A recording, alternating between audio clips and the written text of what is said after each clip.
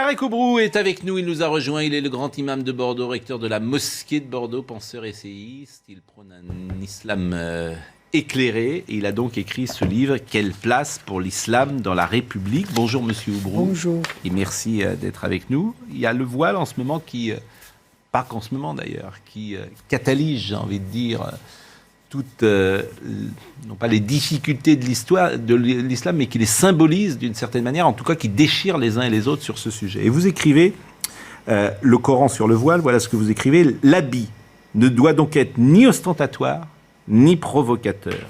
Tout, déjà provocateur, c'est forcément c'est subjectif. Toute tenue qui sort des normes de pudeur vestimentaire d'une société est fortement condamnée sur le plan moral par le prophète. Cette règle concerne autant les vêtements des hommes que ceux des femmes. C'est pourquoi il n'y a pas d'habit islamique tel qu'on l'entend aujourd'hui, comme le foulard islamique ou le voile islamique. Cela n'a pas de sens. Est-ce que je dois comprendre que vous recommandez aux musulmanes de ne pas porter dans l'espace public le voile? Mon rôle, c'est de dire la norme, relativiser la norme qu'il faudrait relativiser. Le propre de la pudeur, c'est la discrétion. Toutes les religions dignes de ce nom prônent la pudeur. Quant à l'expression vestimentaire de la pudeur, il obéit à des variables culturelles, sociologiques. L'islam n'est pas venu pour tailler les longueurs des habits. C'est un message spirituel, éthique, et c'est aux musulmans eux-mêmes de recevoir ce message, de le traduire dans la culture où ils se trouvent.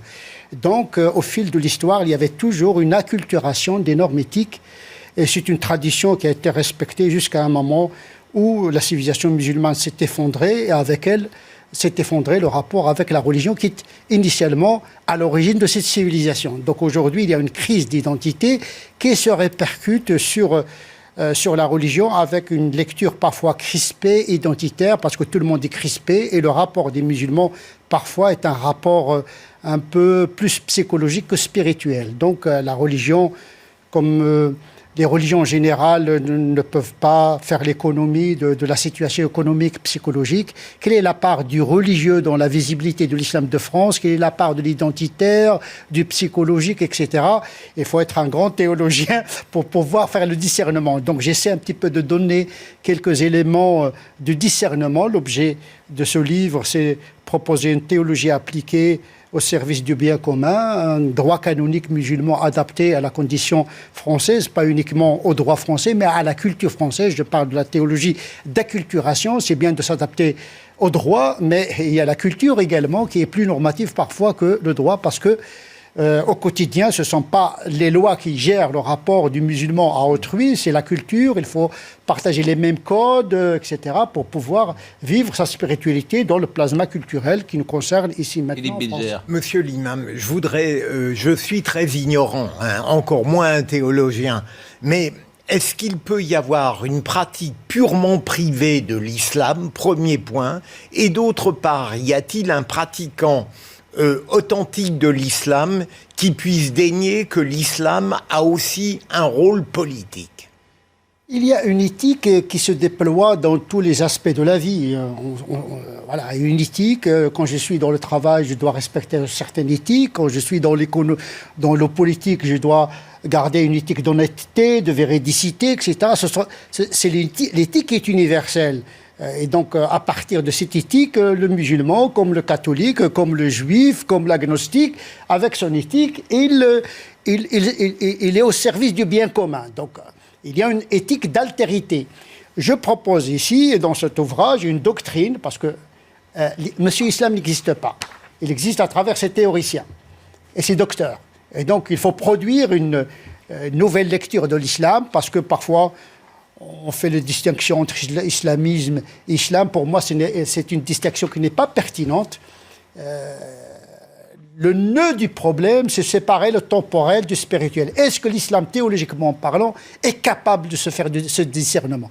Toute la démonstration dans cet ouvrage, on a des ressources intrinsèques dans le scripturaire qui nous permettent de séparer le temporel du spirituel, le politique du religieux. Il n'est pas raisonnable de demander aux musulmans, qui sont majoritairement de couleur, de s'assimiler jusqu'à devenir complètement invisibles, sauf si l'on passe de l'assimilation culturelle à l'assimilation ethnique et génétique, ce qui ne se décrète pas ni par le droit ni même par la culture, mais par les lois de la nature. Pourtant, cette assimilisation est d'une certaine manière en cours grâce au mariage mixte. À ce titre, la France génère une mixité que l'on ne retrouve pas dans les pays qui ont opté pour un système communautariste. Ça, c'est très intéressant, ce que vous dites, mais il faut 30 ans. Oui, je pense qu'il Et que la séquence que nous vivons là est la plus difficile. Je pense que le théoricien que je suis, le théologien, le canoniste que je suis, doit prendre en considération l'effet de l'histoire. Il faut parfois laisser faire, sans être Adam Smith, laisser faire, parce que parfois le temps fait parfois mieux les choses. Et en pressant, on braque les gens, etc. Donc, je pense dans 30 ans, tout ça sera peut-être... Je pense que l'effet sécularisateur est opérant auprès des musulmans. Mais est-ce que si... Je peux me permettre de vous poser la question. Si une jeune femme... Il y a eu une controverse, on a vu Zemmour, et on a vu dans l'émission de M. Morandini, on a vu Zemmour et une femme qui, effectivement... Vous connaissez, la France, maintenant, a vu cette séquence, donc je n'y reviens pas. Si une femme vient vous voir, en tant qu'autorité, vous êtes une autorité, en matière, et vous dit « je suis musulmane », jusqu'à présent, j'ai 25 ans, jusqu'à présent, je ne portais pas le voile parce que ma mère ne le portait pas ou parce que ma mère avait arrêté de le porter. Aujourd'hui, je pense qu'il faut que je porte le voile, ça me paraît nécessaire. Qu'est-ce que vous lui répondez ? Elle vous dit, j'habite dans telle ou telle banlieue de telle ou telle ville. Je pense que c'est pour moi. Qu'est-ce que vous lui dites ? D'abord, au fond des yeux. D'abord, il y a une approche fondamentale et une approche appliquée. C'est-à-dire, fondamentalement, quel est le degré de cette pratique ? Cette pratique n'a pas cette importance qu'on lui donne aujourd'hui. Il n'y a pas de voile islamique, il n'y a pas de foulard islamique, il y a une pudeur universelle qui se traduit dans les vêtements culturels. Alors comment vous Donc les vêtements, j'essaie un peu d'expliquer un petit peu. C'est ça, est-ce que c'est un acte politique ? Est-ce que c'est un acte d'hostilité à la culture française ? Pourquoi pas ? Franchement, je ne crois pas que c'est un acte politique. Les gens, beaucoup de musulmans pensent que c'est une pratique importante. Et donc il y a un discours... Comme on dit, c'est l'offre qui crée la demande. Donc en vérité, il y avait un discours vers les années 80, notamment ici en France. Malheureusement, j'étais un de ces acteurs de ce discours un petit peu. À cette époque-là, on n'avait pas l'expérience du savoir religieux, etc. On a contribué à cette visibilité en insistant... Vous étiez plus radical, c'est vrai. Non, pas radical, mais on avait une lecture... C'est pour ça que certains disent d'ailleurs que vous êtes double face, hein. Écoutez, ça, je laisse à chacun la liberté. Non, mais c'est vrai. C'est vrai, disent Monsieur Oubrou, il a parfois changé de... Encore heureux. Le Front National, elle a changé. Les trotskistes sont devenus de droite. Encore heureux que les gens... Moi, ça me rassure que les gens évoluent et pensent parfois contre eux-mêmes. Et donc, il y a vous avez évolué. Mais pas répondu. Quel conseil vous donnez à cette femme ? Moi, franchement, je n'encourage pas les femmes à mettre le foulard. D'accord. Je les encourage à pratiquer la spiritualité, les prières, le jeûne, la bonté, la pudeur, etc. Tous les imams sont sur votre ligne ou pas ? Beaucoup d'imams, aujourd'hui, commencent un petit peu à écouter mon approche qui relativise les pratiques. Mais en même temps, je respecte la liberté parce qu'il y a d'autres facteurs. Parce que beaucoup de femmes et beaucoup d'hommes, ils ont besoin d'excipients, d'adjuvants spirituels pour pouvoir s'accrocher à quelque chose. On est dans la symbolique. Donc, je prends en considération cette psychologie de besoin à un moment de conversion, les gens dans des moments de conversion, c'est un moment très, très fragile, c'est un moment très, très sensible parce qu'on veut faire un saut vers quelque chose. Et pour beaucoup de musulmans, ils pensent que le foulard, c'est comme un acte de baptême. Or, il n'y a pas de baptême en islam. Ce n'est pas la circoncision des hommes, ce n'est pas l'équivalent de la circoncision pour les hommes. Et donc, on a tellement insisté sur le foulard que beaucoup de musulmans pensent que c'est important. Or, ce n'est pas le cas. Moi, je trouve que les Bordelais ont de la chance de vous avoir, monsieur, parce que vous êtes un homme de tolérance, à vous entendre et probablement à vous lire. On avait tenté à une certaine époque avec le président Sarkozy de différencier l'islam en France et l'islam de France. Et ça a été très compliqué d'organiser tout ça. Et puis ça n'a pas très bien marché par la suite, puisqu'il n'y a pas eu de prise de parole lorsque c'était un petit peu chaud, que l'ambiance était un petit peu délétère, de la part de l'islam de France. Et c'est pour ça que vous êtes quand même, à mon avis, beaucoup plus rare que vous ne voulez bien le dire par rapport à vos autres confrères. Puisque l'on a quand même beaucoup de cas de mosquées qui se sont durcies depuis ces 10 dernières années. Donc j'espère que vous êtes un homme d'autorité, comme le disait Gérard Carrérou, mais je ne pense pas qu'aujourd'hui, ça soit la majorité de vos confrères. Il ne faut pas dire ça. Il ne faut pas dire ça parce qu'il y a une réalité qui est en évolution. Le temps des religions, ce n'est pas le temps politique, ce n'est pas le temps médiatique. Il y a un moment d'acculturation. Les gens, de plus en plus, sont confrontés à la réalité, la droitisation de notre société. Oui. Donc tout cela interpelle les musulmans. Ils sont devenus presque à l'image de leur société, puisqu'ils votent l'extrême droite, l'extrême gauche. Vous savez, il n'y a plus de vote à gauche pour les musulmans aujourd'hui. Donc il y a un paysage qui est en évolution. Il n'est pas très perceptible, mais il est réel. Mais je pense qu'il y a un mouvement d'adaptation. C'est vrai que le morceau est un peu gros. La masse de l'immigration, la visibilité, etc. Mais je pense que la machine assimilationniste fait son affaire.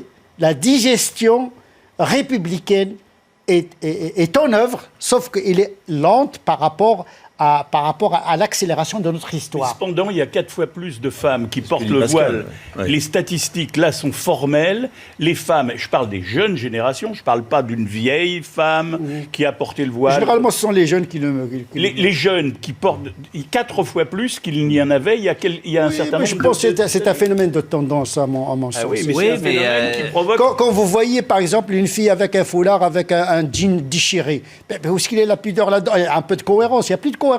C'est devenu vraiment un truc Il ne faudrait donc pas confondre la notion théologique de la communauté religieuse avec cette ethnologique tribale d'une part et celle de communauté politique nationale d'autre part. Contrairement aux préjugés, l'islam est d'abord théologiquement une religion de l'individu. Il n'y a aucune médiation entre le musulman et son Dieu. Le musulman est donc théologiquement affranchi de tout communautarisme et n'a pas besoin de passer par l'adhésion à une communauté physique pour accéder à son salut propre. C'est très intéressant ce que vous dites, c'est très théorique. J'ai peur que ça ne se passe pas comme ça sur le terrain. Non, mais le terrain il n'est pas statique, le terrain. Oui. Il faut un peu d'espérance agissante. Moi, je préfère un optimisme agissant. Il y a des choses qui ne marchent pas très bien. C'est dû à la mondialisation, à beaucoup de choses, pas uniquement... En réalité, la visibilité de l'islam en France, c'est en même temps un symptôme et une cause du malaise. Oui, sans doute. Et vous savez, la douleur qui est un symptôme, il peut aggraver la maladie. Donc effectivement, il y a une dialectique entre le symptôme et l'étiologie. Parfois, c'est dialectique. Est-ce que vraiment le malaise de la France vient uniquement des musulmans ou bien ça dépasse ce répertoire? Sujet tabou. Le rapport des musulmans aux femmes. Et souvent... Comme beaucoup de cultures. Ne dites pas musulman parce que le musulman, c'est quelque chose de très abstrait. D'ailleurs, vous avez raison. Parce que tout dans la vie d'un musulman n'est pas islamique. Vous avez raison. Mais c'est vrai que peut-être que toutes les religions... méditerranéennes, etc. Et des lectures médiévales également, qui ont pris en considération la culture médiévale. Mais on a le sentiment peut-être que des religions... toutes les religions n'en sont pas au même point. La religion catholique s'est affranchie de certaines choses. Ça dépend des catholiques. Oui, bien sûr. Ça dépend des catholiques. C'est pas les catholiques de France, ils sont très sécularisés. Mais allez chercher dans les catholiques africains, les catholiques de Guatemala, je ne sais pas. J'entends ce que vous dites. Vous allez voir les mêmes. Il y a même des catholiques polygames en Afrique. J'entends tout ça est sans doute vrai. Il faut se méfier de toute généralisation culturelle. Mais vous avez raison. C'est un problème de culture qui se répercute sur l'islam, qui devient un vernis d'une culture qui n'a rien à voir avec l'islam. Est-ce qu'aujourd'hui, vous avez le sentiment, avec les musulmans que vous recevez, avec lesquels vous parlez, qu'effectivement, il y a des progrès à faire chez les jeunes musulmans de France, que ce rapport à la femme n'est pas celui qui convient, que le rapport d'égalité n'est pas toujours mis en place, qu'il y a des bars où les femmes n'ont pas le droit de rentrer, il y a un rapport aussi à la sexualité, parfois, je veux dire, de justement souhaiter qu'elle soit voilée ou habillée des pieds. Est-ce qu'il y a... Ce que vous dites existe, mais pour moi, en tant que théologien, c'est un problème anthropologique et pas théologique. C'est pas lié à la religion musulmane. En tant que théologie, pas du tout.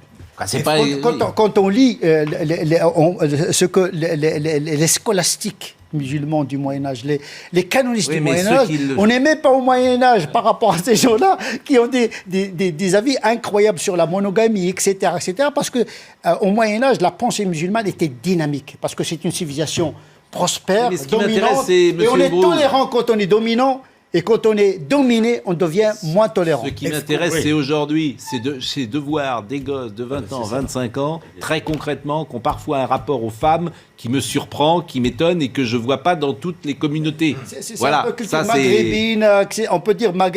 Alors évidemment, je si synthétise. si vous allez, par exemple, en Mauritanie, c'est une société matriarcale. Oui, mais moi je suis en France. Oui. Moi je parle en France. Je vois une différence qui peut Je suis en exister train de- parfois. Je suis en train de vous expliquer que ce n'est pas fondamentalement religieux, même malheureusement, Mais c'est canonisé parce que ces cultures-là, ils étaient prises en considération par le droit canonique médiéval, et les gens pensent parce que le Coran et Philippe parce que le Bilger. droit canonique les a pris en considération, ils ont compris que c'est une Philippe forme de Bilger. canonisation. est-ce Ce qu'au n'est pas le fond, cas. depuis Philippe le Bilger. début de vos interventions, avec beaucoup d'habileté, vous ne cherchez pas à, comment dirais-je, enlever de l'islam ce qui peut être choquant dans notre société pour leur envoyer un immense code du savoir-vivre?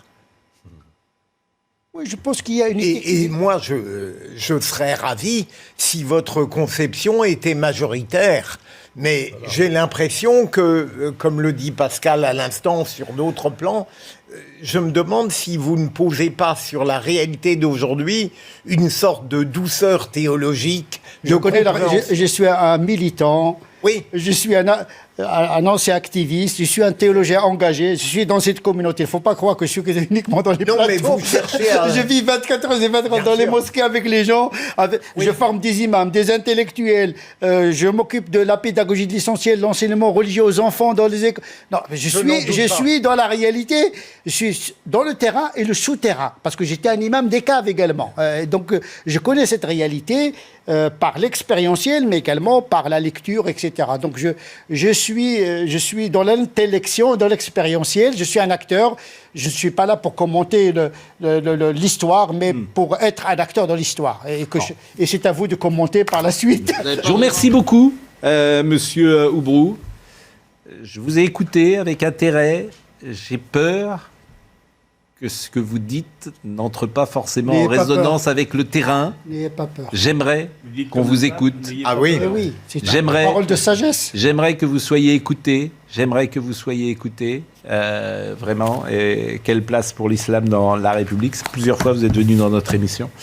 C'est la première fois que vous êtes en plateau. Hein. Souvent, on vous a eu devant votre En tout bibliothèque. cas, je vous remercie pour cette invitation. Bah non, vraiment, c'est nous qui vous remercions.